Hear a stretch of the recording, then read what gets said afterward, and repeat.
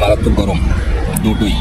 আর নিচে এখন দেশি আইটেমে চলে যাবে। চলো ফাইনালি গোলাপ জামুন।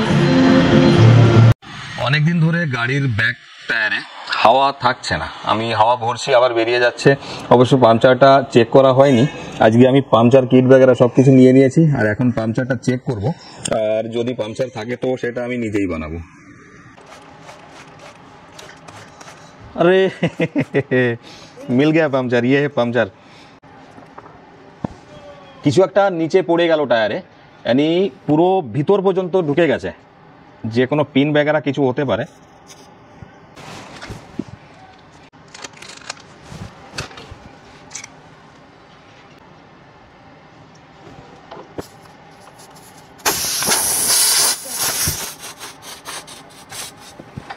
अबे घुचो ना बे,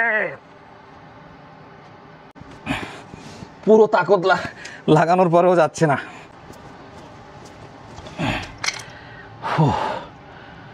माय गॉड, थक गया बे। चक्कू का है, मुझे लगता है सक्सेसफुल हो गया है, तुझे क्या लगता है? যেদিনই সকাল সকাল বাড়ি থেকে বেরোতে যাব এরকম কিছু একটা হয়ে যাবে। Hello guys, welcome to my YouTube channel living with GK বাইন। শুরু করছি আরও একটি নতুন ব্লগ। আর আজকের ব্লগটায় যাচ্ছি পরতপাড়া। পার্সোনাল কিছু কাজ রয়েছে, দুটো আলমারি কিনতে হবে, একটা বাড়ির জন্য আর একটা আমার নিজের মেডিসিনস বেগারা রাখার জন্য। তো হলে পরতপাড়া থেকে কিনে নিয়ে আসবো, না হলে কালকে আবার অমরাবতী যাব, সেখান থেকে কিনবো। আর যাবার পথে একটা মন্দির পড়বে, খুবই অলৌকিক একটা মন্দির। মন্দিরটি হচ্ছে বাঘমাতা মন্দির। মানে এখানে একটা সময় প্রচুর পরিমাণে বাঘটাক দেখা যেত, তো তখন এই মন্দিরটি তৈরি করা আর নাম দেওয়া হয়েছিল বাঘমাতা মন্দির। আর মন্দিরে মায়ের যে রূপটা সেটাও বাঘের শেপে তৈরি করা রয়েছে। আর অলৌকিক এজন্য বললাম যে এখানে কিছু চমৎকারী ঘটনা ঘটেছে, এখনও অবধি লোকে মানে, আর সেগুলো এখনও চালু রয়েছে। এখানে অবশ্য অনেক দূর দূর থেকে লোক আসে, অন্য রাজ্য থেকে আসে, অন্য দেশ থেকেও আসে, কিন্তু আমাদের বাড়ির কাছাকাছি থাকা সত্ত্বেও আমি এখনও যাইনি, এটা আমার প্রথমবার। আর এখন যাচ্ছি সেটা শুধুমাত্র, এটাও একটা কাজ ধরে নিতে পারো, কারণ এখন এই ক্যামেরা নিয়ে একটু বেরোচ্ছি, যার কারণে হয়তোবা এইসব জায়গাতে আমার যাওয়া পড়ছে, না হলে হয়তোবা এখনও যাওয়াটা হতো না। তো যাই হোক, চলো, একটা অলৌকিক মন্দির রয়েছে, মন্দিরটা আমিও দেখবো, তোমাদেরকেও দেখাবো। আর আমার পিছনের যে লোকেশনটা দেখতে পাচ্ছ, এই জমিটায় দেখো সাদা সাদা যেটা দেখা যাচ্ছে সেটা হচ্ছে কটন, আর তার সঙ্গে যে বড় বড় গাছগুলো দেখা যাচ্ছে সেটা হচ্ছে কমলা লেবুর গাছ, সেগুলো শুকিয়ে গেছে, খারাপ হয়ে গেছে। যার বাড়ি থেকে বেরোতে চেয়েছিলাম 12টার সময়, বেজে গেছে 1:30টা। প্রায় মন্দিরের কাছে চলে এসেছি, তো মন্দিরে গিয়েই ক্যামেরাটা অন করছি। দার্জানকে এখানে দাঁড় করিয়ে দিয়েছি, আর আমি এখন যাচ্ছি বাঘমাতা মন্দিরে মায়ের। হয়তোবা পৃথিবীটাকেও কেউ এরকম ভাবেই বাঁচিয়ে রেখেছে। মন্দিরের প্রাকৃতিক সৌন্দর্য সবসময় অন্য জায়গা থেকে আলাদা হয়। সত্যি এখানকার প্রাকৃতিক সৌন্দর্যের কোনো জবাব নেই। মন্দিরটি মহারাষ্ট্রের অমরাবতী ডিস্ট্রিক্টের পরতপাড়া তালুকাতে রয়েছে। যদি এখানে কখনো আসা হয় তাহলে অবশ্যই মন্দিরটি দেখে যেও। এটাই হচ্ছে বাঘমাতা মন্দির। সামনে যে মূর্তিটা দেখতে পাচ্ছ এটা বাঘমাতার মূর্তি, আর মূর্তিটার শেপ একদম বাঘের শেপেই করা হয়েছে। এখানটায় ভৈরব বাবার সঙ্গে রয়েছে নন্দীজি। এখানে নাগ দেবতার সঙ্গে রয়েছে শিবলিঙ্গ। তো এখন আমি এই মন্দিরের পূজারীর সঙ্গে বসে রয়েছি। ये मंदिर कितना पुराना है? ये मंदिर 50-60 साल पुराना है। 50-60 साल पुराना? अरे 50-60 साल।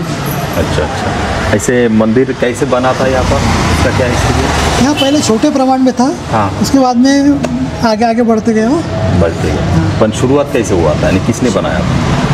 शुरुआत तो जैसा पहले खुला था सब आवर, एक पत्थर के जैसी। हाँ, बाद में बनाए, लेकिन प्रकट खुद ही हुई थी। हाँ, प्रकट हुई। মন্দির থেকে বেরিয়ে চলে এসেছি, এখন প্রচণ্ড খিদে পেয়ে গেছে, তো চলো খাবারটা খেয়ে আসি। রেস্টুরেন্টের খাবারটা খেয়ে ঠিক থাকতে পারলে হয়, কারণ নিচের তলাতেই এমআরআই আর সিটি স্ক্যানের জায়গা রয়েছে। রেস্টুরেন্ট থেকে বাইরের ভিউটা একবার দেখো। थाली का मेनू कहाँ है आपका? ये थाली का मेनू है और ये प्रस्तुत का मेनू है।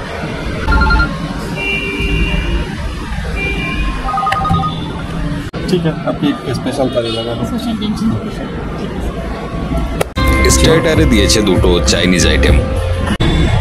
মারাত্মক গরম দুটোই। আর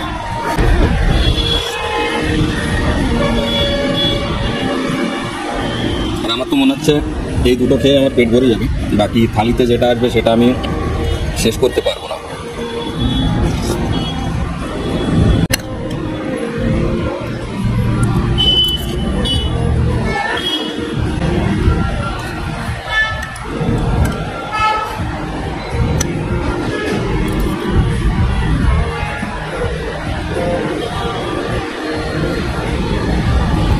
দুটো আইটেমেরই টেস্ট ভালো। চলো, দুটো বাটি ফিনিশ হয়ে গেছে চাইনিজের, এখন দেশি আইটেমে চলে যাব।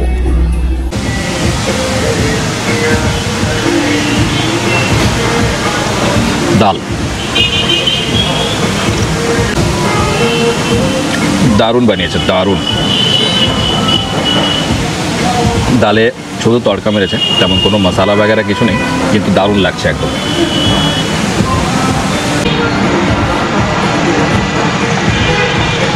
ঝালটা একদম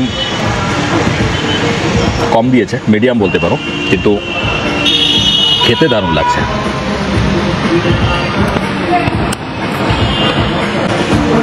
কাঁচা পেঁয়াজ, এটা মহারাষ্ট্রের অল টাইম ফেভারিট।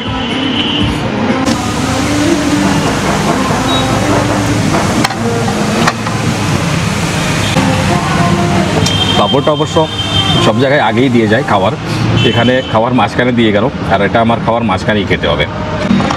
আর একটা মিষ্টি রয়েছে যেটা আমি আজকাল খাওয়া বন্ধ করে দিয়েছি।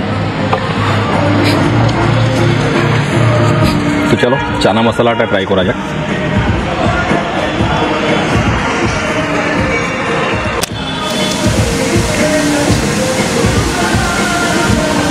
মশলাটা একটু বেশি, কিন্তু প্রবলেম নেই, খেতে দারুণ লাগছে।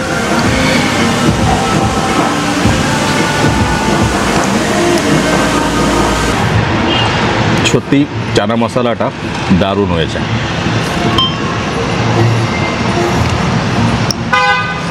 এবার রয়েছে পানিরটা ট্রাই করব। এটা তো মশলাটা একটু বেশি ফ্রাই করা মনে হচ্ছে, কারণ একটু ব্ল্যাকিশ টাইপের হয়ে গেছে।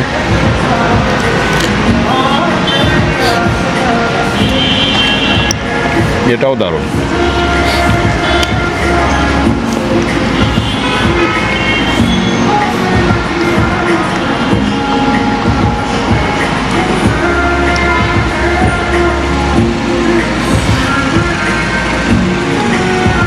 পানিটায় ঝাল একদমই কম, আমার একটু বেশি হলে ভালো হতো, কিন্তু খেতে দারুণ লাগছে। চলো রুটিটাও ফিনিশ, এখন রাইসটা খেতে হবে আর পার্টস এখান থেকে বেরোতে হবে। রাইসটা প্রথমে ডাল দিয়ে ট্রাই করব।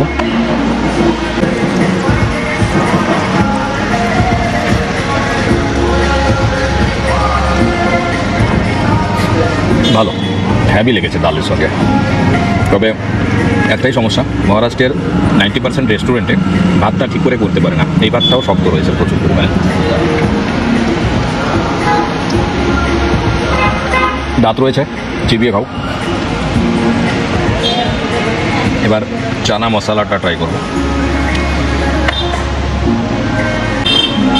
গ্রেভিটা রেখে দিয়েছি, শুধু চানাগুলোই নিয়ে নিয়েছি। বেশি গ্রেভি খেলে আবার সকালবেলা বুঝতেই পারছো।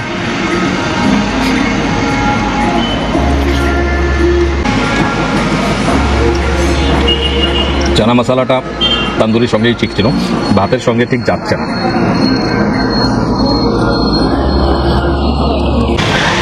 এবার রাইসের সঙ্গে পানিরটা খেতে হবে। এটারও গ্রেভিটা আমি বেশি একটা নেব না, কারণ এটায় প্রচুর পরিমাণে মশলা দেওয়া রয়েছে। খেতে তো এখন ভালোই লাগবে, কিন্তু বুঝতেই পারছো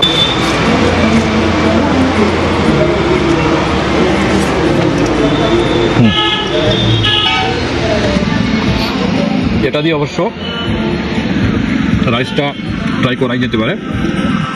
ভালো লেগেছে রাইস দিয়ে। পনিরটা দুটোর সঙ্গেই গেছে, রুটি দিয়েও খেতে ভালো লেগেছে আর রাইস দিয়েও খেতে ভালো লেগেছে।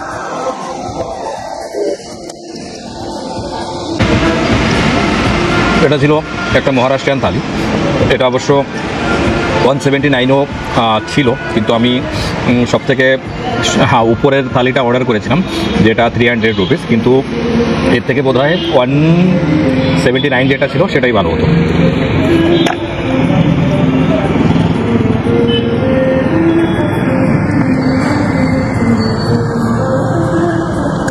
আজ অবধি কোথাও দেখেছো কিনা সেটা বলতে পারবো না, কিন্তু আজকে আমি দেখাচ্ছি যে খাবার লাস্টে পাঁপড়টা খাচ্ছি।